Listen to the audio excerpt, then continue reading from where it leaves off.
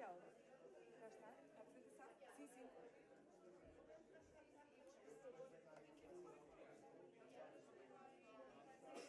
Estava muito entusiasmada, a vice-reitora aqui com o tempo. Não olhava ao tempo.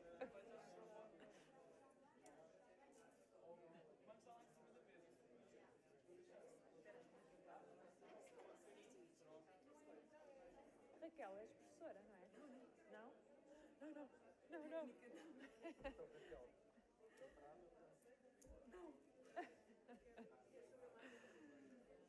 Mas pronto, também vou a minha condição, não é? Que é um operacional total. Pois vai ser, vai ser. Aliás, vai ser a principal vítima, eu acho.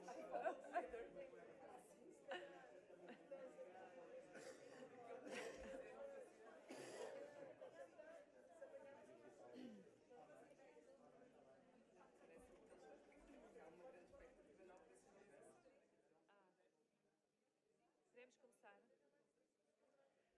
Muito boa tarde a todos.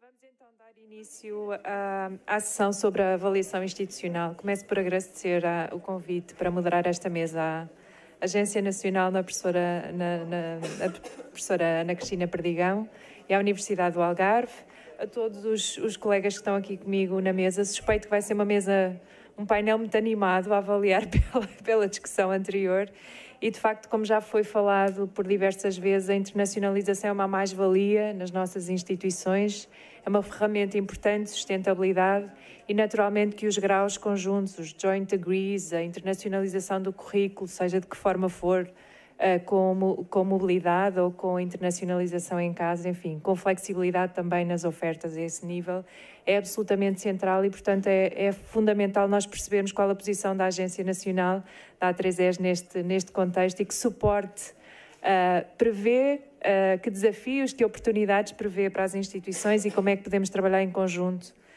face a este desafio que é comum a todas as instituições. Portanto, eu tenho o prazer de ter comigo aqui no painel o Presidente da A3ES, que suspeito vão recair muitas atenções sobre si durante esta discussão, a doutora Raquel Santos, também, que também integra a agência, a A3ES, e que nos irá falar sobre a acreditação de programas conjuntos internacionais, o que é absolutamente crítico, como já vimos, e a professora Isabel Cavaco também tem já alguma experiência nesta área e, portanto, as boas práticas e a partilha de boas práticas e de dificuldades, que são muitas, sabemos, e como podemos contorná-las é absolutamente essencial. E, portanto, o papel da Agência Nacional a mobilizar este tipo de discussão é absolutamente central. Sentimos todos um pouco sozinhos às vezes e, portanto, estes são momentos importantes na vida da internacionalização em Portugal. Portanto, a ideia aqui seria cada um dos oradores falar um pouco sobre a abordagem, dispondo de 10, 15 minutos no máximo, para que depois no final possamos ter espaço, tempo para discussões, para questões, que seguramente serão algumas e, portanto, acho que é a mais-valia, ou seria a mais-valia deste painel, tal como com os outros, e, portanto, agradecia alguma brevidade. Professor João Guerreiro. Muito bem. Eu não sei se funciona. Funciona. Sim? Sim? Muito bem. Eu gostava de agradecer, de saudar, em primeiro lugar, o Sr. Reitor da Universidade do Algarve, que nos acolhe nesta sessão, e particularmente a professora Ana Cristina Perdigão por ter organizado esta sessão e convidado a agência para intervir nesta sessão. O tema que me tinha pedido tem a ver com a avaliação do conjunto das vertentes da internacionalização. Naturalmente, nós, pela discussão passada, estamos, enfim, um bocadinho afunilados em questões relacionadas com os ciclos de estudo e com os cursos e com tudo aquilo que tem a ver com que são as problemáticas hoje em dia que as instituições têm na sua mão. E, portanto, eu vou tentar encontrar aqui uma solução de compromisso entre aquilo que me foi pedido e aquilo que são as problemáticas colocadas ao longo desta sessão. Eu gostava de fazer dois reparos preliminares. Um reparo preliminar tem a ver com a avaliação dos cursos que a agência faz. E devo dizer que estas sessões, daí enfim, o agradecimento que eu faço à professora Ana Cristina Perdigão e ao Erasmus+, o modelo que nós temos de formação é um modelo que está em implosão. Toda a gente sabe disso. Aqueles formatos que nós temos de cursos que têm 3 anos ou 5 anos, que têm uma sequência muito lógica de matérias que se encadeiam uns dos outros, até há precedências e tudo, enfim, tudo isso é um assunto que está a perder importância, não quer dizer que seja afastado da nossa realidade, está a perder importância e, portanto, estes momentos são momentos importantes também para a agência se aperceber daquilo que são as dinâmicas que as instituições estão a desenvolver, no sentido de encontrar os melhores critérios para ajustar isso. Enfim, vimos há pouco pelo representante do Instituto Politécnico de Leiria, que há cursos que são feitos em vários sítios do mundo, da Europa, naturalmente, de módulos, e, portanto, é a soma desses módulos que permitem que se possa atingir um grau e, portanto, os conselhos científicos depois têm que sancionar isso e a agência tem que, naturalmente, analisar a qualidade dessas formações para acreditar. E, portanto, estamos num momento de grande perturbação naquilo que são a estruturação da oferta formativa, a estruturação das formações e, por isso, enfim, o facto de estarmos aqui presentes é importante para nós, para percebermos um bocadinho as dinâmicas. Quer dizer, é evidente que nós não vivemos numa redoma, estamos em contacto permanente com as instituições, mas estes momentos são importantes para também absorvermos e percebermos aquilo que está em funcionamento, que está em evolução. A segunda nota prévia que eu gostava de dizer é que estas questões da qualidade são fundamentais. Por haver qualidade, por haver reconhecimento de qualidade, acreditação, é que a mobilidade se possa fazer, é que o reconhecimento internacional se possa fazer e, portanto, todas as agências que têm atuação no espaço europeu de ensino superior estão, de certa maneira, referenciadas aos padrões que a ENCA define e que os ministros aceitam que as agências têm que estar referenciadas a esses padrões e é por isso, não é uma questão administrativa a acreditação, a avaliação da acreditação, é uma questão administrativa que nós, enfim, possamos impor porque a legislação assim o indica, é uma questão substancial porque é a partir dessa acreditação e dessa validação da qualidade das instituições que elas podem desenvolver a sua colaboração com as outras concernes europeias e ter um papel fundamental na mobilidade, na criação de projetos de investigação conjuntos, na promoção das universidades europeias, enfim, tudo aquilo que são as linhas de cooperação com o Espaço Europeu de Ensino Superior, enfim, para me fixar apenas no Espaço Europeu de Ensino Superior, mas isto vai muito para além disso. E, portanto, entendam também que o papel da agência, tentando adaptar-se àquilo que são as nossas, enfim, a evolução dos tempos correntes, mas também entendam que é fundamental que sejam cumpridos um conjunto de critérios. Naturalmente podemos discutir os critérios e podemos pôr em dúvida alguns deles, sim senhor, isso é um assunto que está nas nossas mãos. Nós não temos capacidade legislativa, como é conhecido, mas influenciamos, de certa maneira, a capacidade legislativa no sentido de afirmar e de poder ajustar aquilo que são as nossas disponibilidades. E, portanto, eu tenho uma apresentação, mas não sei se vou seguir, não, porque às tantas... Qual é o meu ponto de vista? O meu ponto de vista é que, enfim, esta questão da mobilidade não é uma questão de agora, é uma questão desde a Idade Média que nós circulamos, que há intelectuais por esses países todos que circulam entre as diversas universidades e que, portanto, que não é uma questão, naturalmente, intensificou-se agora e com a globalização ainda se intensificou mais. Mas as universidades têm, no seu conjunto, uma experiência interessante relativamente a isso. E nós, como já disse há pouco, as agências de avaliação têm referenciais, que são os padrões que a ENCA, uma associação europeia que é reconhecida pelos governos e, portanto, nós temos que funcionar e somos avaliados e acreditados justamente junto à ENCA e temos que utilizar esses padrões para fazer também nós próprios as nossas avaliações e as nossas acreditações. Agora, eu devo reconhecer, se analisarem bem os padrões que a ENCA tem vários níveis de padrões, tem os padrões para os cursos, os padrões para a agência e depois os padrões em que nós próprios somos avaliados pela própria ENCA. Se avaliarem, se estudarem os padrões, não há nenhum padrão que refira a internacionalização. Portanto, os padrões é o ensino-aprendizagem centrado nos estudantes, é a formação dos professores, é a informação pública transparente, enfim, vários outros, são cerca de 9 ou 10, vários padrões, não há nenhuma indicação no que respeita à internacionalização. No entanto, a internacionalização hoje em dia faz parte da estratégia de todas as instituições e, portanto, a agência vai naturalmente conviver com este padrão e vai incluir este padrão, porque nós não estamos cingidos exclusivamente àquilo que a ENCA nos diz, vamos incluir este padrão na avaliação das instituições. Portanto, é conhecido que nós estamos a fazer a avaliação de cursos. A avaliação de cursos, este aspecto é um aspecto importante que sobressai na avaliação dos cursos, mas na avaliação institucional, quando analisarmos a avaliação das instituições no seu conjunto, que é o que vai acontecer no final de 2022, princípio de 2023, este aspecto da internacionalização é fundamental. E a internacionalização é um conjunto, daí, enfim, a encomenda que a professora Ana Cristina Perdigão me fez, é um conjunto de itens que não se restringe apenas à mobilidade dos estudantes. Há muitas instituições que entendem que a mobilidade dos estudantes é provavelmente o elemento central da internacionalização, é muito importante, é fundamental, enfim, não estou a negar isso, mas há questões estratégicas ligadas à mobilidade dos estudantes, para recuperar apenas este item da mobilidade dos estudantes, que são fundamentais, porque as universidades e os institutos politécnicos não são agências de viagem para promover a circulação dos estudantes, tem que haver estratégias inerentes à mobilidade dos estudantes. A mobilidade dos estudantes são canalizados para determinadas instituições com as quais as instituições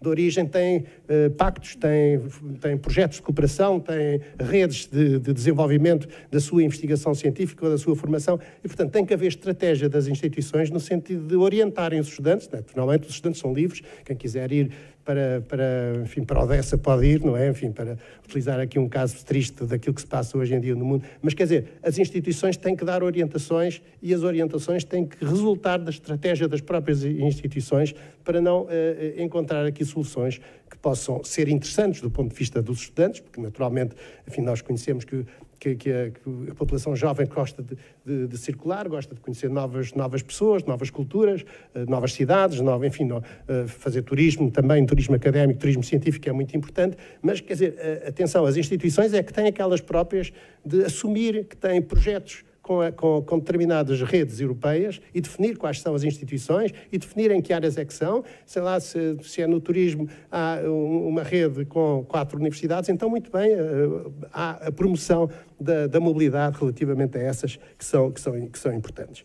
Depois há os estudantes internacionais. Nós temos estudantes internacionais, que são os estudantes que não são de nacionalidade europeia e que vêm bater-nos à porta das nossas instituições. E aí é um elemento também interessante, porque os estudantes internacionais podem vir por motivos que nós achamos, em alguns casos, esotéricos, quer ir para a Europa, quer encontrar outro tipo de sociedades e tal, mas muitos deles escolhem as instituições em função da estratégia da instituição, da credibilidade da instituição, das áreas científicas desenvolvidas na instituição, e isso obriga a que as instituições tenham também uma estratégia de captação de estudantes internacionais que vão muito para além daquilo de, enfim, registar o estudante internacional e informar nas suas estatísticas que tem 20 ou 40 ou 60 nacionalidades. E, portanto, esta possibilidade de encontrar até países ou áreas científicas que são vocacionadas e que são preferenciais relativamente à sua estratégia é fundamental para enquadrar aí a atração dos estudantes internacionais.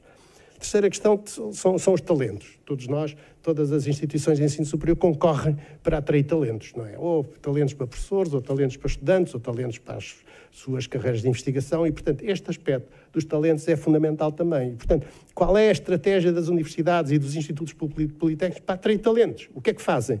Como é que fazem isso? Como é que fazem seminários internacionais, fazem conferências, quer dizer, a atração de talentos, a atração de pessoas que podem integrar os seus corpos de investigação e de docentes é fundamental. E o seu corpo de estudantes é fundamental. Portanto, qual é o papel que as universidades têm para atrair esse tipo de talentos? Isso é fundamental e dá, digamos, um perfil específico da estratégia da própria instituição. Outra componente destes talentos são algumas coisas que começam a acontecer em Portugal, que é a criação de polos de cursos fora do território português. Há muitas instituições, não há muitas, mas há algumas instituições de ensino superior que começam a instalar cursos e polos de formação fora do espaço europeu para, naturalmente, promover a sua capacidade formativa, mas também para detectar internamente, nesses mesmos países e nessas mesmas regiões, detectar que colaborações é que podem suscitar, que talentos é que podem desenvolver, que elementos interessantes é que podem mobilizar para as suas atividades e, portanto, esse aspecto, que é também um aspecto de captação de talentos com outra matiz, é também fundamental e resulta da estratégia da própria instituição. E, finalmente, dizer que neste panorama em que nós estamos, as instituições de ensino superior deixaram de ter uma visão muito regional ou muito nacional e, portanto, elas atuam no espaço global e é no espaço global que têm que conseguir definir as suas estratégias e definir as suas possibilidades de captação e de encontrar outro tipo de colaboradores. Enfim, não vou referir aos programas de investigação em conjunto, é outra forma, quais são os programas que há em conjunto com outras instituições estrangeiras, isso também é um elemento de avaliação da internacionalização das próprias universidades e, enfim, como chapéu, digamos, deste conjunto de atividades, uma referência às universidades europeias. E, portanto, eu acho que as universidades europeias, a União Europeia teve esta ideia feliz de criar as universidades europeias, porque as universidades europeias, de certa maneira, reúnem estes aspectos todos que eu tenho estado aqui a referir. E, portanto, se bem condimentadas, se bem estruturadas, se bem concebidas, elas, no fim e ao cabo, juntam este conjunto de itens que temos estado aqui a conversar. E, portanto, as universidades europeias, enfim, têm também um efeito se quiserem, de desestruturação, mas de reordenamento, de reestruturação interna das universidades, porque alteram todos os serviços que as universidades hoje em dia têm. Também os serviços académicos, os serviços de ação social, os serviços de relações internacionais, os conselhos pedagógicos, tudo isso tem que ser ajustado e, portanto, as universidades deixam realmente ter uma atuação muito limitada àquilo que são as suas áreas nacionais e as suas áreas até regionais, para terem uma concepção e todo o staff, enfim, para além do corpo docente, todo o staff tem que jogar com esse tipo de criação. E, portanto, era um pouco isto que eu gostava de dizer, enfim, consolidando, enfim, referindo que é uma questão estratégica, transversal, que aparece nesta questão. Há questões particulares no que respeita à acreditação de ciclos de estudo em conjunto, depois podemos discutir. Enfim, a minha colega Raquel Santos está preparada justamente para avançar neste tema, mas depois, enfim, passo eventualmente depois no fim fazer mais alguma. Mas basicamente aquilo que eu estava a dizer é a internacionalização são um conjunto de vertentes enormes que têm impacto na própria estrutura da universidade. Nós vamos, na avaliação institucional 22-23, vamos tomar contacto com aquilo que é a atividade das universidades neste domínio e, enfim, sublinhar bem que a mobilidade é uma das componentes, não é a única, mas que tem que haver aqui, e tem que haver aqui digamos, uma avaliação, uma apreciação global daquilo que é a estratégia da universidade. E a estratégia da universidade é fundamental para se dedicar, para abrir portas para esse outro mundo, no que respeita aos projetos conjuntos, no que respeita aos talentos, no que respeita à formação em conjunto, no que respeita à mobilidade dos estudantes, mas tem que haver estratégia, tem que saber porque é que se faz isso, tem que se fazer quais são os resultados que isso implica. Eu como, na parte final, queria só dar aqui uma ligeira... Não dá? Como? É seta para baixo ou para cima? É?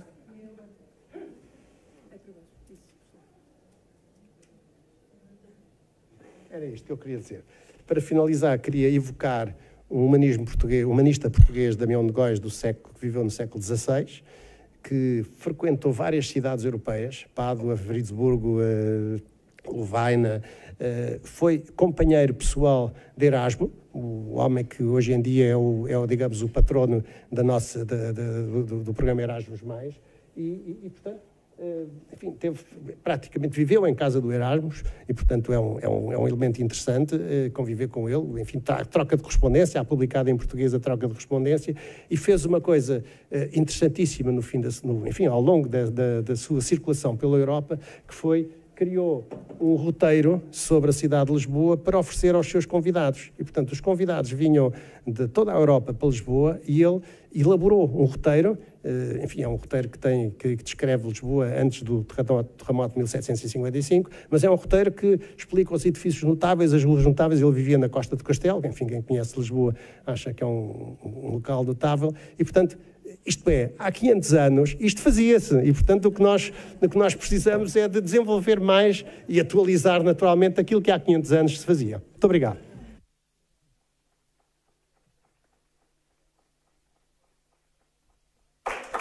Bem, acho que estamos todos muito satisfeitos por perceber que o Sr. Presidente da A3S tem esta visão compreensiva da internacionalização e que provavelmente, estou eu a deduzir, que no próximo ciclo de avaliação considerará mais do que a mobilidade. Acho que entendemos todos que assim será, Sr. Presidente, certo?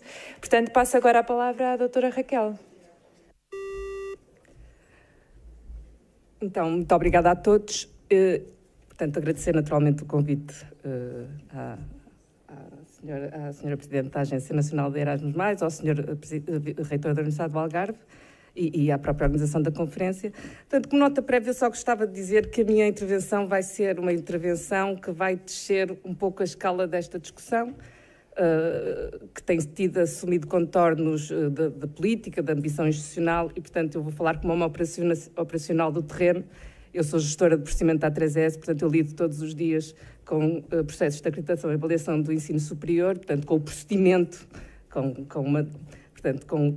um método, e, portanto, é nessa perspectiva de falar um pouco sobre o método daquilo que a agência está a preparar nestes desafios que hoje se colocam, o desafio da internacionalização, que é indiscutível, não é? Penso que as intervenções de hoje são indiscutíveis, não são novas, é um caminho irreversível e incontornável e, portanto, é um caminho que temos que tomar e que assume, como o Sr. Professor João Carreira acabou de referir, múltiplas intervenções, múltiplas dimensões. Portanto, mas a minha intervenção foca-se na garantia da qualidade, a missão da Agência de Avaliação e Acreditação do Ensino Superior, na avaliação e acreditação de ciclos de estudo, e, neste caso muito particular, nos ciclos de estudos de graus conjuntos internacionais, na literatura conhecidos como joint degrees, que são mais do que somatório de ofertas existentes, portanto, que de alguma forma estabelecem entre si articulações, portanto, são ofertas únicas, originais, cuja natureza de integração vai muito para além de aproveitar sinergias que existem entre as várias ofertas em contextos europeus para tornar, de facto, uma oferta única original. Portanto, é nessa perspectiva do joint degree que eu gostaria de partilhar com a audiência aquilo que a A3S tem vindo a preparar, o caminho que penso eu que se propõe, assim o Sr. Presidente validar, que se propõe percorrer naquilo que vai ser o papel da A3S nesta acreditação destes graus. Portanto, rapidamente, esta vai ser uma apresentação curta, com 3 momentos principais. Vou começar a falar um pouco, portanto, não é novidade. Em 2012, portanto, decorrente de uma reunião ministerial em Berlim, no Berlin Communiqué, já há uma intenção de facto, de facilitar, portanto, a avaliação e a acreditação de graus no contexto europeu. Portanto, há essa intenção. Portanto, não... É um documento de política que fala das virtudes desta abordagem facilitada e integrada, mas de facto não concretiza. Portanto, o Bologna Follow-up Group em 2013 também subscreve esta intenção de começar a preparar uma metodologia de trabalho que, e acho que a palavra aqui é facilite, não é, estes processos de acreditação conjuntos e, portanto, 3 anos de progressos depois, numa nova reunião ministerial, portanto, penso que na Arménia, não é aqui, peço desculpa, acho que saltei um. Exatamente. Há, de facto, a adoção de uma metodologia, portanto, uma metodologia a que eles chamam... ainda não me dei com isto, peço desculpa. Portanto, European Approach for Quality Assurance of Joint Programs, que foi aprovada exatamente no âmbito desta conferência ministerial e cuja intenção era, por um lado, destacar a originalidade destes graus conjuntos. Mais uma vez, não estamos a falar daquilo que é mais vulgar, portanto, no somatório, portanto, na mobilidade de estudantes entre ofertas já existentes, que de alguma forma têm entre si, portanto, competências comuns, é criar, de facto, novos cursos, portanto, cursos com uma verdadeira natureza de integração, e, portanto, era destacar essa natureza única do grau conjunto e, sobretudo, facilitar os processos de acreditação da qualidade. Portanto, a European Approach é uma metodologia portanto, de avaliação e de acreditação dos ciclos de estudos conferentes de grau, baseada nos European Standards and Guidelines e, portanto, dentro daquilo que tem sido o consenso e o que foi o consenso das dimensões fundamentais à avaliação e acreditação dos ciclos de estudos nos vários países integrantes da área europeia do ensino superior, que considera, exatamente, que põe ao relevo esta natureza distintiva associada aos graus conjuntos. É uma metodologia que, ao tentar, e eu explicarei um pouco mais tarde, ao tentar esta questão, este uso da palavra, tentar usar critérios de acreditação, portanto, de avaliação relativamente standardizados, portanto, entre todos, facilitaria, portanto, este processo de acreditação e que poderia ser aplicada de forma global em todos os países que integram, de facto, a área europeia do ensino superior.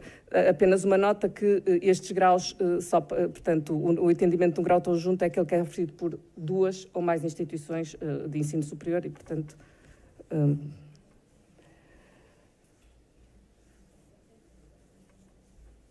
aquilo que caracteriza o procedimento desta metodologia de abordagem à acreditação é muito semelhante, para quem está habituado a trabalhar nos processos da A3ES, muito semelhante àquilo que nós já usamos, o que não é de estranhar, porque nós somos uma agência avaliada pela ENCA e acreditada pela ENCA e, portanto, também somos elegíveis no ECAR, portanto, que é o Registro Europeu das Agências de Qualidade.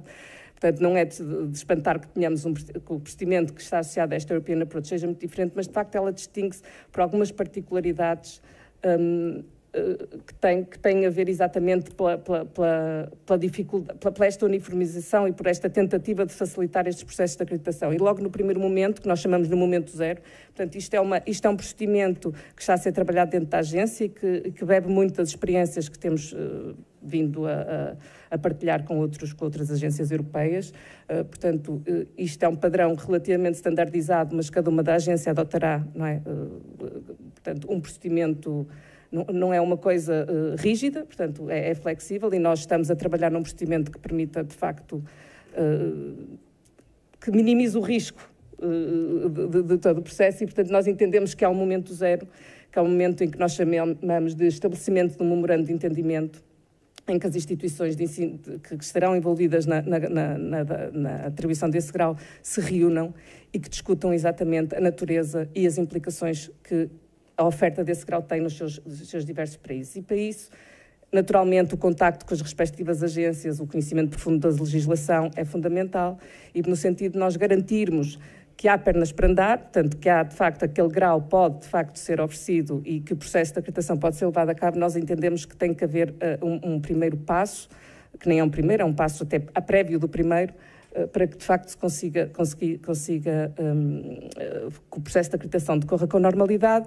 Digo isto porque recentemente participei num que não decorreu com essa normalidade, porque este memorando de entendimento não foi estabelecido, portanto, quase chegados ao fim do processo, o processo ficou inválido porque não foi aceito entre todas as instituições participantes e depois, enfim, deixou de haver oferta. Pronto, só para dizer que é importante e, portanto, nós tentaríamos incluir nisso, como um momento importante do nosso procedimento, esta definição, este memorando de entendimento. Depois, de facto, estas avaliações permitem, e, portanto, há um acordo que decorre destes comunicados que são ditos, há um acordo que diz que qualquer agência que esteja registada no ECAR pode assumir um procedimento de avaliação, portanto, pode haver a seleção de uma agência que possa assumir esta liderança. A A3ES é uma dessas agências, pode assumir essa liderança. Não temos ainda muita experiência neste tipo de liderança, mas, enfim, temos tido algumas participações como observadores e, portanto, portanto, é essa agência que liderará todo o processo, com base num procedimento que provavelmente a grande maioria já conhecem. Há a necessidade de assinar uma carta de compromisso. Essa carta de compromisso terá que ser assinada por todos os intervenientes e, se intervenientes, instituições de ensino superior, agências de avaliação e, se aplicável, algum órgão governamental adicional, portanto, que tenha implicações, por exemplo, na decisão sobre a acreditação de um curso. Neste caso, em Portugal, quem decide sobre a acreditação é o Conselho de Administração da agência, mas noutros países não é, pode não ser o caso, e, portanto, no sentido de garantir que toda a documentação que decorra deste processo de avaliação é validada e aceita por todas as partes intervenientes. Isto é um passo fundamental, exatamente para não termos depois uma má experiência, portanto, não chegarmos ao fim e termos o processo completamente sabotado. Depois, naturalmente, das coisas estarem prontas para arrancar, nós fazemos o procedimento normal.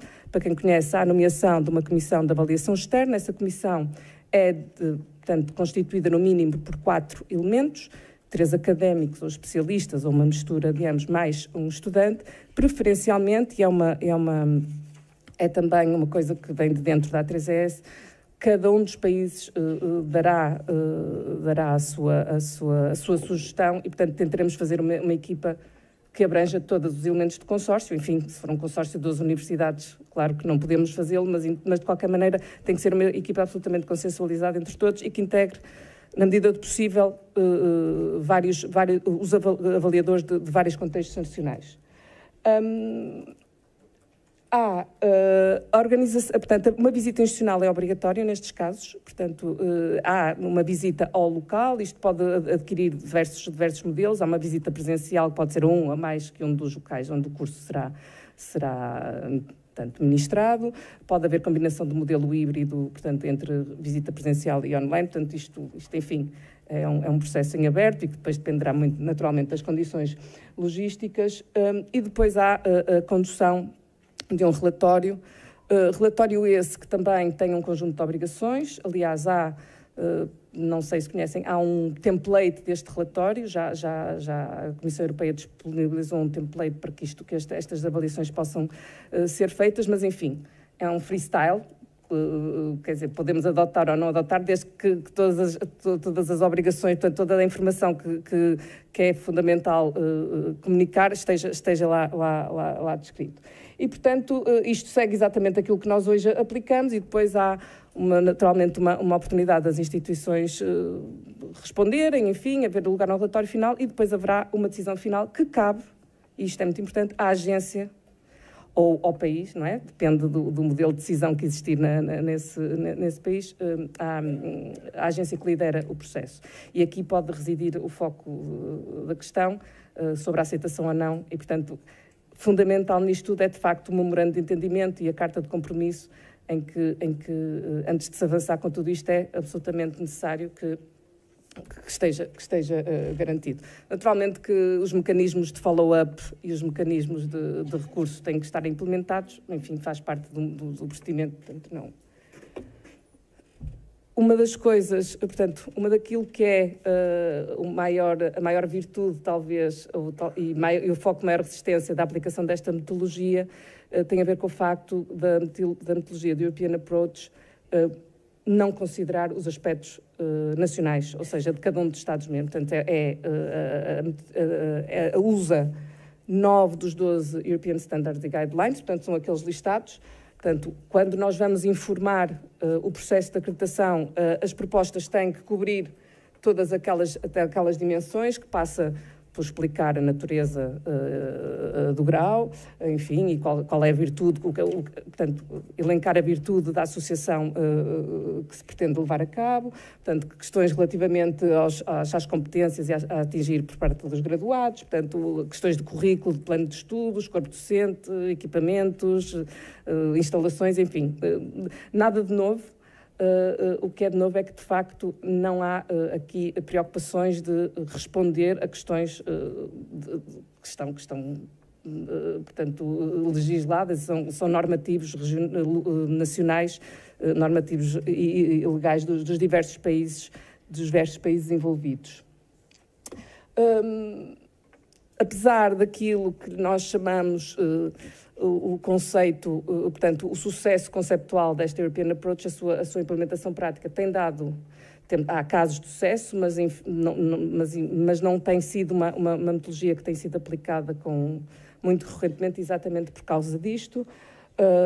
O grande impedimento parece ser a não resposta a questões legais não é, que os vários Estados-membros obrigam nos seus países a ter, não é? No nosso caso, por exemplo, nós somos, a nossa legislação impõe um conjunto de rácios relativamente ao corpo docente que noutros países esses não impõe, e, portanto, esta discussão, quem cede o quê e aonde, é extraordinariamente complicado, porque estamos a falar de lei, não estamos a falar de vontades, e, portanto, isto parece ter sido aquilo, parece que é aquilo que tem mais feito com que a aplicação desta metodologia, uma grande resistência a isso, e, portanto, eu dou aqui alguns exemplos daquilo que tem sido os maiores entraves. Portanto, há muitos países que não aceitam o inglês como a língua de trabalho fundamental. Portanto, diferentes países utilizam escalas de acreditação distintas. Nós usamos aqui 3 figuras, o acreditado, não acreditado e o acreditado com condições. Outros países não usam apenas 2. Outros países têm exigências muito acérrimas relativamente à questão da igualdade de oportunidades e à questão das instalações para alunos com mobilidade reduzida. Portanto, na Alemanha, por exemplo, eles são absolutamente intransigentes no que respeita à existência de instalações que permitam o acesso a todos, independentemente da sua condição de mobilidade. Há, de facto, o valor do ECTS não é igual em todo o lado e, portanto, isto depois cria muitos problemas de compatibilização daquilo que é a hora do trabalho exigido e aquilo que referi, que talvez tenha sido, que é aquilo que releva mais, que é diferentes exigências relativamente àquilo que é exigido para o corpo docente, para o corpo não docente, enfim. Portanto, há estas questões que a 3ES está a tentar resolver naquilo que será o seu procedimento, neste momento ainda muito caso a caso, mas certamente com o decorrer do tempo vai ser uma coisa mais agilizada. Dizer, e para terminar, que penso que é inequívoco que esta questão da garantia da qualidade dos graus conjuntos vai fazer parte da nossa missão. O Sr. Presidente sabe melhor do que eu, isto vai fazer parte do nosso dia-a-dia, e o volume de trabalho que vai decorrer daí vai ser insano, direi a mesmo. Acho que todos os representantes das instituições de ensino superior aqui presentes terão certamente já muitos cursos para nos apresentar nesta modalidade. Em todo caso, também acho que me posso comprometer, o Sr. Professor João Guerreiro assim o dirá que sim ou que não com a cabeça, de que a 3ES tudo fará, não é?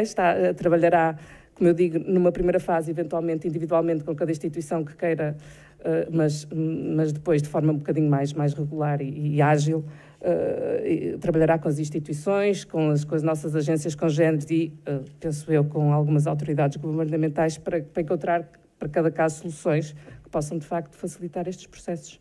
E pronto, é uma perspectiva muito operacional e muito obrigada.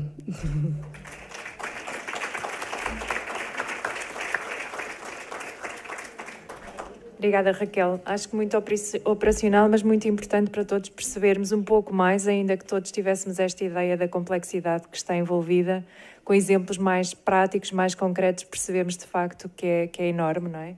E penso que posso falar por todos que é com muito agrado que percebemos que a agência está atenta a estas questões. Há pouco no intervalo falava-se sobre a possibilidade de haver um gabinete consultivo da agência para as instituições. Eu deixo essa nota para considerar, porque de facto o volume de pedidos e sobretudo porque estamos grande parte de nós envolvidos nas universidades europeias será francamente significativo. E passamos à prática, ou continuamos na prática, com a professora, alguém da casa, a professora Isabel Cavaco. Certo. Eu não tenho slides, mas preciso de um microfone. Muito obrigada. Muito boa tarde. Eu quero começar por agradecer o convite para participar neste painel tão ilustre. É uma honra para mim e uma oportunidade rara e uma grande responsabilidade de estar num painel a discutir com os elementos da A3ES, com o presidente da Associação da A3ES, a discutir questões relacionadas com a qualidade dos cursos em associações internacionais. A minha perspectiva é a perspectiva da minha experiência e de falar um pouco dessa experiência. Eu estou aqui como docente universitária, em particular como coordenadora de cursos em associação, que são cursos Erasmus Mundus. E eu devo explicar, talvez, eu suponho que todos sabem o que estamos a falar quando falamos de curso de Erasmus Mundus, mas talvez alguém não esteja familiarizado. Porque existe uma diferença entre o curso em associação e curso de Erasmus Mundus. O curso de associação pode definir-se como um curso em que pelo menos 2 universidades assumem toda a responsabilidade a todos os níveis pela gestão desse curso e atribuição dos diplomas.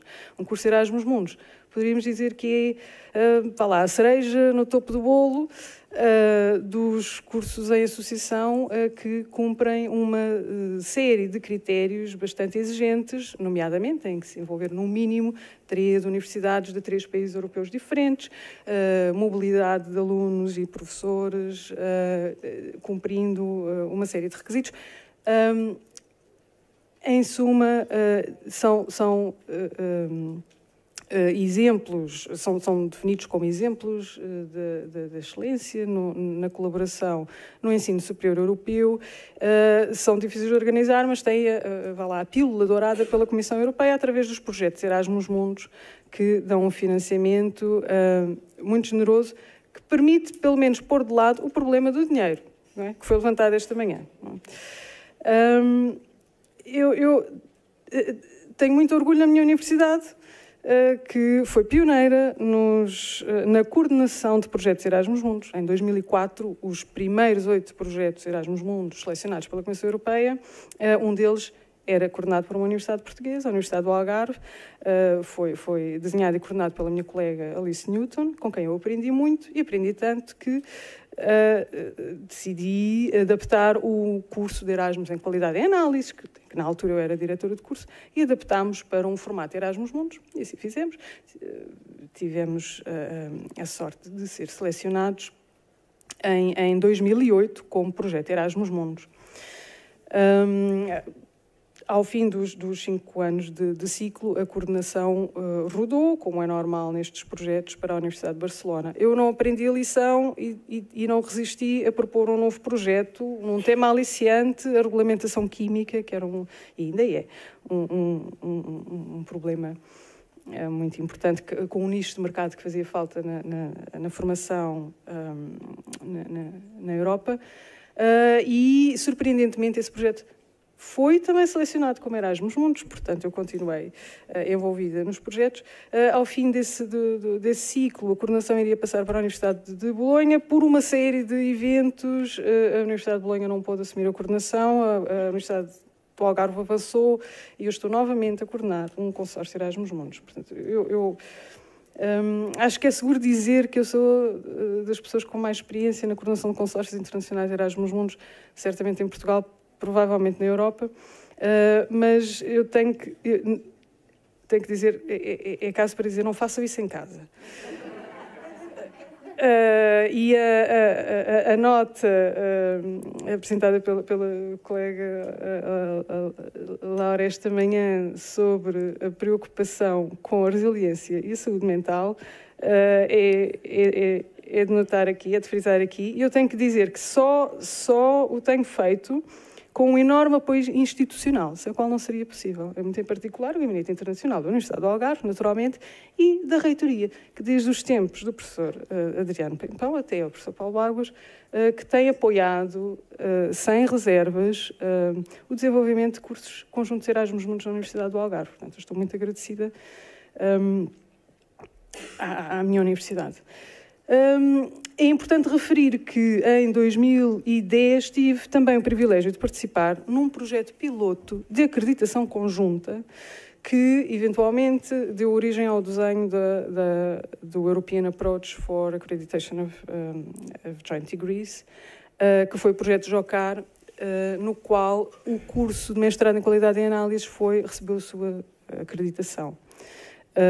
Portanto, eu vi que isto que a colega acabou de descrever funciona, e funciona muito bem. É possível, eu acredito que é possível. E as dificuldades talvez não sejam assim tantas no global das dificuldades que temos nos cursos conjuntos internacionais. Bom, eu tentarei responder às 3 questões que estão aqui a ser discutidas. Por um lado, quais as oportunidades e dificuldades associadas à internacionalização através dos cursos conjuntos. Que indicadores de qualidade é que fazem sentido nestes cursos em associação e que elementos quais seriam os elementos-chave a considerar para as instituições de ensino superior desenvolverem cursos internacionais conjuntos? Bom, o tempo é breve e eu não quero abusar dele. Vou procurar ilustrar aquilo que vou dizer com alguns exemplos. Começando pelas oportunidades e pelas dificuldades. As oportunidades. Porquê desenvolver cursos internacionais em associação? E especialmente no formato Erasmus Mundus. Eu vou usar uma imagem que é talvez um pouco parcial, mas eu acho que é muito real. Se virmos a internacionalização como um oceano a explorar, a mobilidade docente, a mobilidade estudantil, até os estudantes internacionais, a atração dos estudantes internacionais, são formas de nadar, que são muito importantes e são essenciais. Mas os cursos conjuntos são um barco. E sem esse barco não é possível explorar este oceano. O que são as universidades europeias? Eu acho que são estaleiros. São que facilitam a construção dos barcos de que precisamos. Neste momento estamos a construir...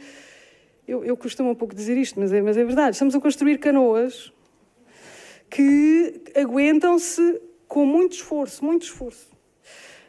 Eu acredito que as universidades europeias podem facilitar-nos e permitir o desenvolvimento de cursos de forma de cursos de forma mais eficiente. Bom, a sério. Ok, dificuldades. Eu acho que é importante falar nisto. As 3 maiores dificuldades associadas a desenvolver estes projetos. E eu tenho que dar exemplos. Vou tentar ser rápida. A primeira, não é a que esperam.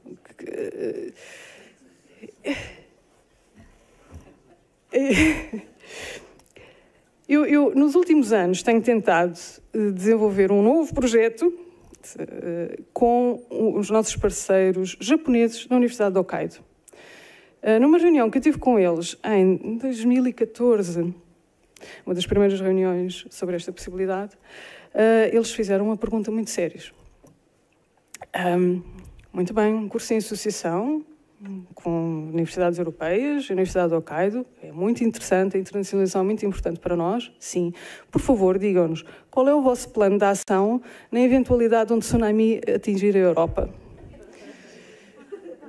Isto é muito sério. E, na altura, aquilo que me chocou foi a minha falta de sensibilidade para eu não saber responder a uma coisa que os japoneses tinham sofrido tão recentemente. Neste momento, aquilo que eu vejo é o que eu na altura não tinha. Eu não tinha um plano de análise, uma análise de risco prevista. Já tenho.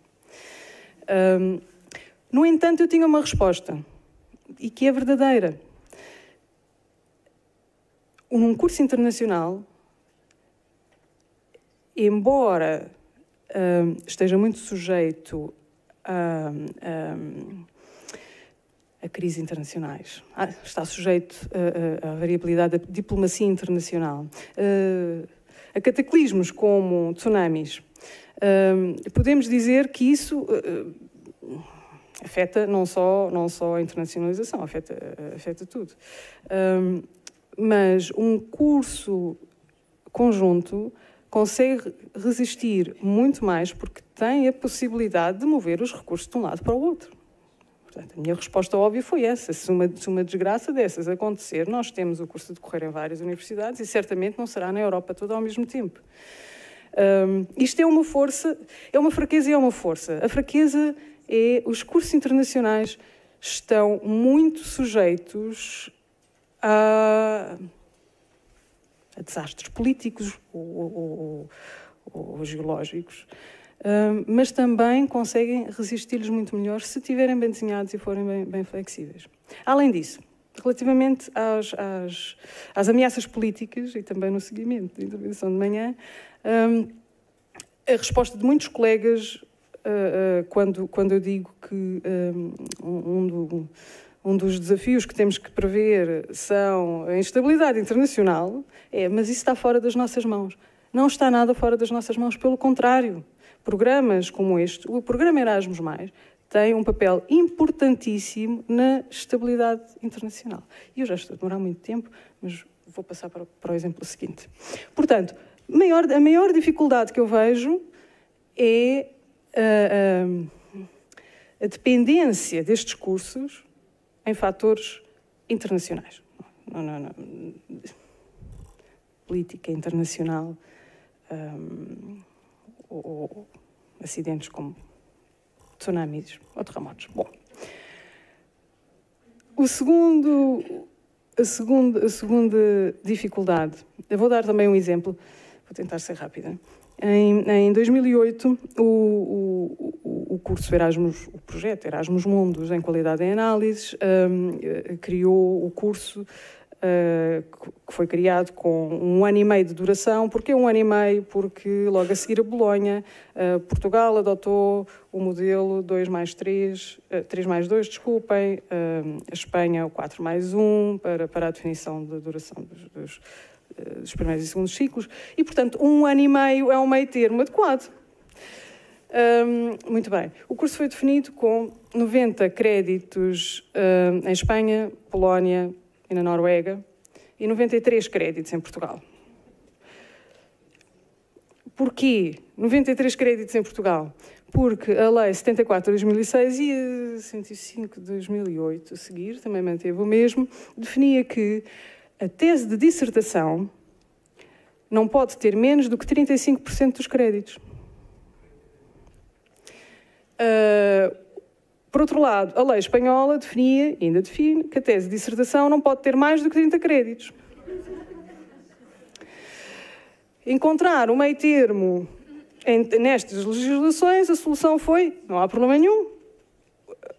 Não há nada contra um curso com 93 créditos. Portugal põe um bocadinho mais de esforço na tese para termos 35% dos créditos e estarmos acima dos 30 créditos ECTS. E assim ficou até ao momento em que foi acreditado outra vez. A acreditação veio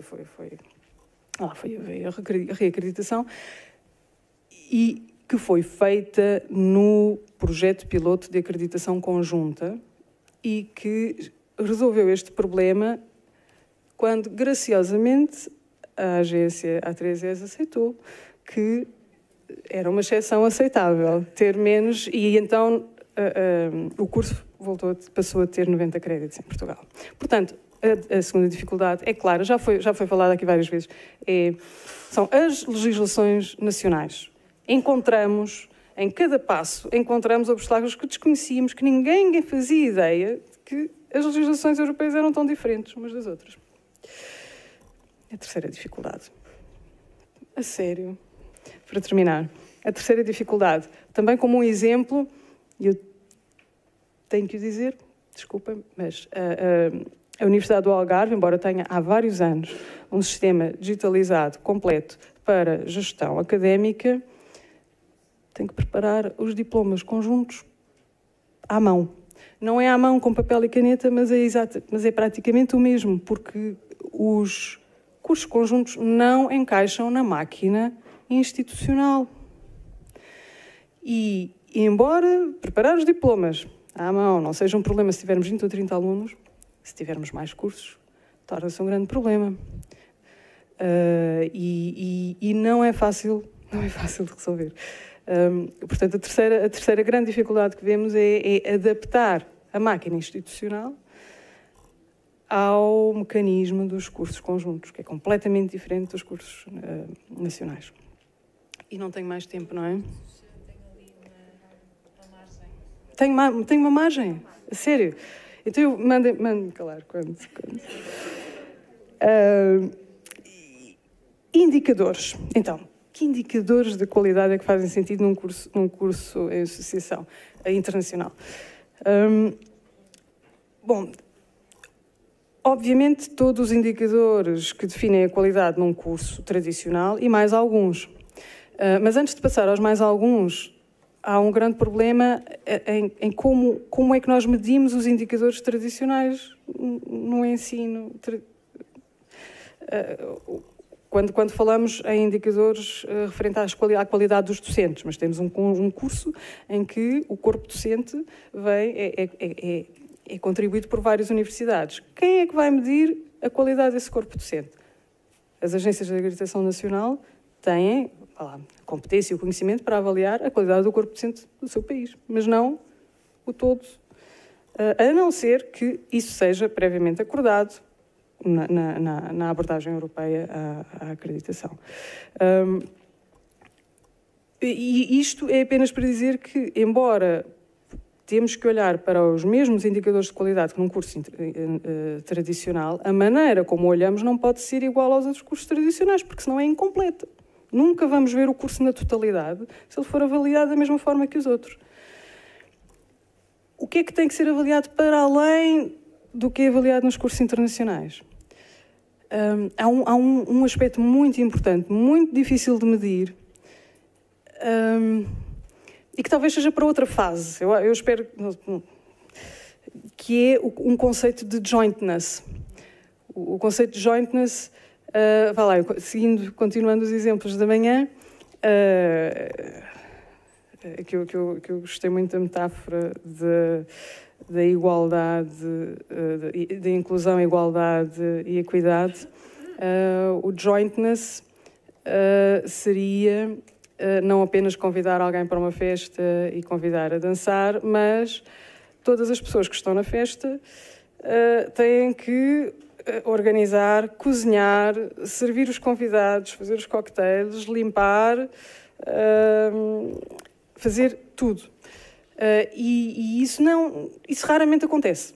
O modelo mais comum é haver, nestes consórcios, uma universidade que coordena tudo e convida as outras e tem umas mobilidades organizadas, mas isso não é o verdadeiro jointness. O verdadeiro jointness dá muito mais trabalho a todas as universidades, mas também lhes dá as oportunidades de crescerem e se adaptarem à realidade que é o ensino internacional.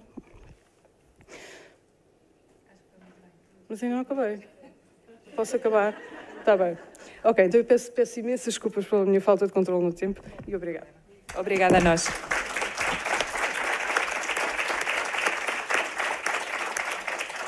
Eu vou adotar um modelo diferente. Acho que provavelmente existirão muitas questões desse lado e, portanto, vou deixar margem para que as possam colocar no tempo que nos resta.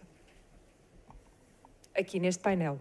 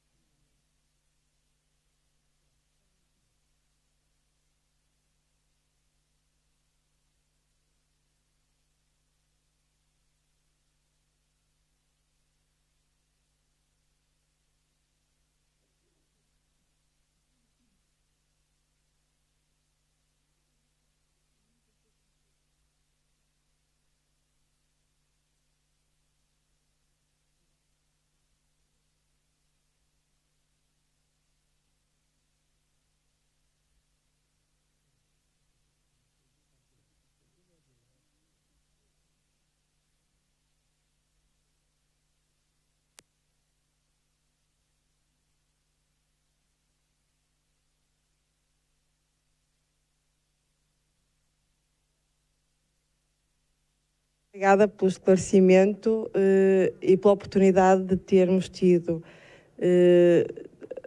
de ver a receptividade, especialmente da A3, de se disponibilizar e esclarecer.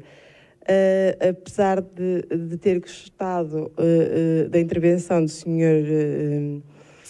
Presidente, admito que a técnica era a que eu estava à espera e ambicionava como alguém que precisa e está no terreno.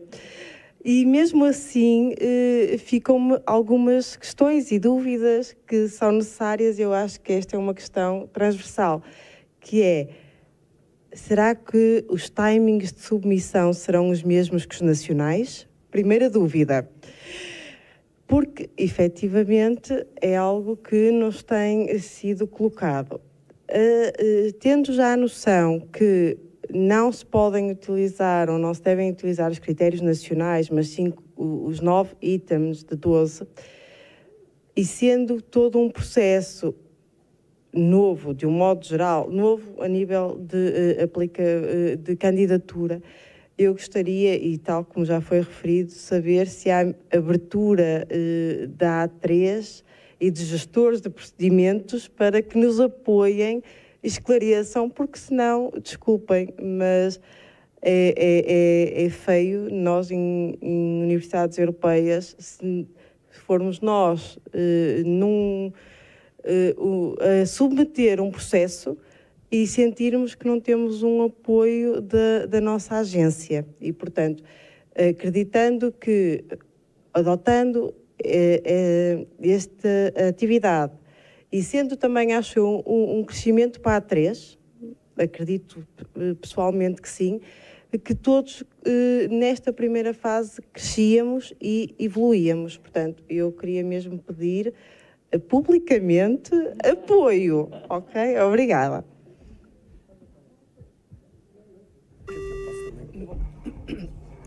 A pergunta foi-me dirigida, em todo caso, eu acho que em matérias de comprometer a A3S com alguma coisa, eu depois passarei aqui a palavra ao Sr. Presidente, mas em todo caso, acho que frisar duas coisas que disse. Portanto, isto é um processo novo para todos, as experiências não são muitas e estamos todos a começar a caminhar. Portanto, o procedimento que eu apresentei aqui não é um procedimento para... Algumas coisas são padrão, são aquilo que até que as instituições estão habituadas, não difere muito, mas esta questão preliminar do memorando de entendimento é fundamental e está ali exatamente porque consideramos fundamental. É uma coisa que em discussão com o Conselho de Administração da A3S, achamos que isto deve ser a parte fundamental do critério, daí estar no ponto zero, nem sequer é um primeiro passo, é um passo que não entra no procedimento formal.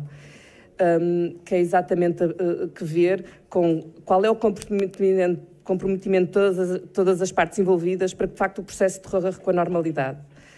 Isso vai implicar, naturalmente, cedências, como vimos pela experiência que foi dita, uma experiência realmente prática na coordenação destas coisas, questões relacionadas com o corpo docente, enfim, que estão legisladas e, portanto, não podemos fugir a isso, mas qual é a abertura que a A3S pode ter para depois acomodar outro tipo de exigências que não aquelas que nós estamos a dizer. Eu vou dizer uma coisa como técnica, o Sr. Presidente fará as honras da casa. Eu como técnica, não só nestes cursos, nestes graus conjuntos que estão a começar, mas em qualquer outros cursos, e penso que falarei pelos meus outros 10 colegas, estaremos sempre aqui. A nossa função é, de facto, apoiar as instituições. Nós percebemos muito bem, pode não, às vezes não parecer imediatamente, percebemos muito bem o outro lado e estaremos certamente totalmente ao dispor para esclarecer e ajudar no esclarecimento destas questões. Obviamente que há questões de dimensão política que não nos cabem a nós, mas aquilo que tenho percebido e das discussões que vou tendo com o Conselho de Administração da agência é que nós acomodaremos, antes de termos o processo completamente agilizado no terreno, porque vai demorar, portanto vamos integrando acomodaremos a questão dos timings, portanto fazendo naturalmente se calhar aberturas à medida de que os processos nos cheguem. Portanto, nós neste momento temos calendários bastante estabilizados para determinados processos, mas eu acho que nestes processos, até percebermos qual é a dinâmica europeia, vamos tentar, porque não há, porque o que nós nos confrontamos é que uns começam em setembro, outros em outubro, outros em março e, portanto, depois no fim a decisão não é compatível com outro tipo de prazo. Os próprios calendários escolares não são idênticos em países, portanto, a abertura, nós começamos em setembro, há outros que começam em agosto, portanto, nós percebemos esse tipo de coisas. Parece-me a mim, mas passarei agora aqui a palavra ao Sr. Presidente, que haverá total abertura, pelo menos até o processo estar ágil, completamente ágil e absolutamente estabilizado, para acomodar, caso a caso, enfim. Sr. Presidente. Eu queria fazer aqui dois comentários. Um deles é o seguinte: nós temos uma legislação excessivamente detalhada, não é? E, portanto, nós, na agência, trabalhamos para verificar todas as componentes legais que afetam os ciclos de estudo e devo dizer que é uma grande trabalheira. Só para terem uma noção, na última avaliação institucional, que foi a primeira, que foi feita pela agência em 2017-2018, 95% das instituições foram acreditadas condicionalmente porque não cumpriam os procedimentos legais. Isto é, porque não tinham conselho pedagógico ou tinham estatutos que não estavam de acordo com o GES. Portanto, Nós temos uma atividade que é excessivamente burocrática para verificar os procedimentos legais de tudo aquilo que chega à agência. E, portanto, este aspecto é um aspecto que nós estamos a tentar insistir junto às instituições para criarem estruturas de qualidade elas próprias, para dissipar o mais possível destas questões. Porque nós percebemos que a legislação é muito complexa e, portanto, há muitas coisas que falham, mas quando falha é um berbicacho, porque chega à agência, a agência falhou, comunica à instituição, a instituição diz que esqueceu e depois não... Quer dizer, é um enredo à volta desse assunto. E, portanto, primeira questão, enfim, é possível simplificar? É possível simplificar. E, portanto, estamos, enfim, tanto quando nós possamos influenciar o Poder Legislativo, é possível simplificar. Segunda questão, se no futuro estes problemas de ordem legal ficarem relativamente dissipados e nós começarmos a receber as propostas das instituições, seja do ponto de vista da avaliação institucional, seja da avaliação dos ciclos de estudo, internacionais ou não, de forma a que não suscite grandes dúvidas, nós podemos ter um outro papel não tanto de fiscalizador, eu pus fiscalizador entre aspas porque não é exatamente fiscalizador, mas é mais de cumprimento, de verificação do cumprimento, e podemos ter um papel que é o que nos interessa a nós, sobretudo de acompanhamento das instituições e de aconselhamento das instituições. E, portanto, este papel, que é a agência obrigatoriamente irá transformar-se neste outro perfil, que é muito mais interessante, porque assumiremos um papel plenamente de parceiro das instituições para acompanhar aquilo que são Agora, nós temos é que ter do lado das instituições uma maior exigência naquilo que são as suas propostas que fazem submeter à gente. Não é,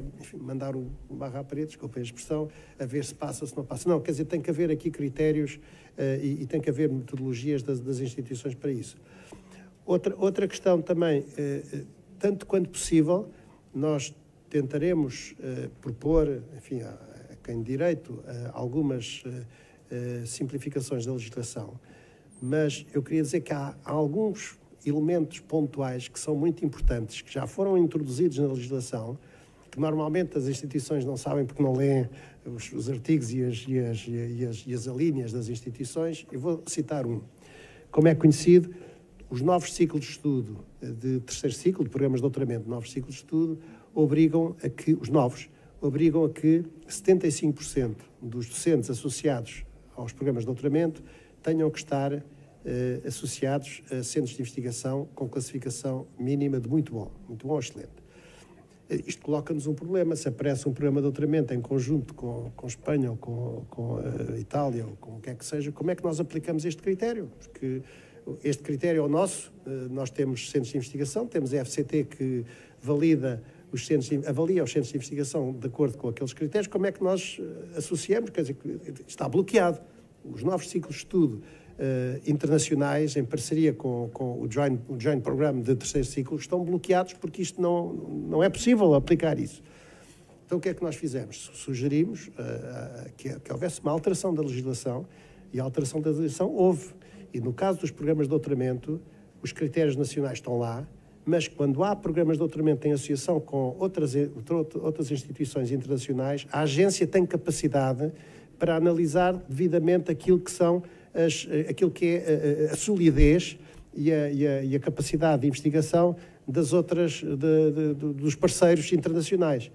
E por isso, quer dizer, no fim e ao cabo, atribui à agência funções bem nobres de avaliação e de acreditação, que não apenas funções de verificação da legislação. E, portanto, estes passos que estão a ser dados e que nós, enfim, estamos numa fase também de conceber propostas para a alteração da legislação, são fundamentais. Mas eu gostava de sublinhar que nós temos que ter uma parceria forte com as instituições para dissipar muitas das questões que são colocadas atualmente e que não correspondem a elementos essenciais dos projetos, mas sim a questões burocráticas, legislativas, para nos permitirem ter a margem de manobra para não incidirmos a nossa atividade, ou pelo menos grande parte da nossa atividade, na verificação se tem professores catedráticos ou com não sei o quê, ou tem número de papers em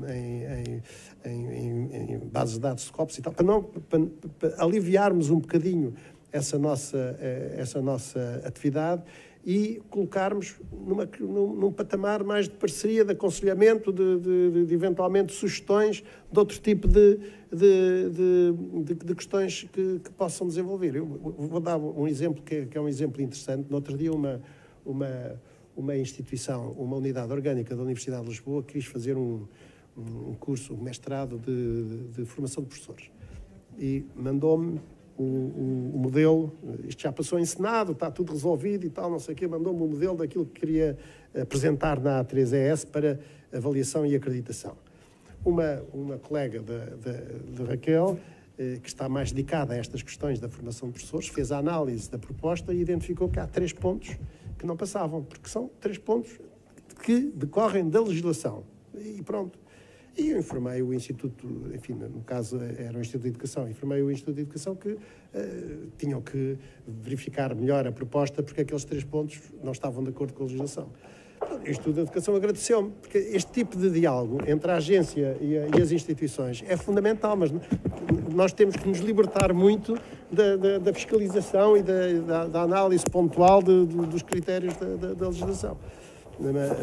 Mas enfim, dizer que temos um bocado de consciência daquilo, mas enfim, isto vai ser um processo que não é fácil, naturalmente, mas vai ser um processo que seguramente vamos ter que adotar futuramente na agência, mas, devo sublinhar, tem que ser com a colaboração das instituições. Nós sozinhos não conseguimos ultrapassar a situação que está criada, não é? Obrigada, professor. Parceria, palavra-chave.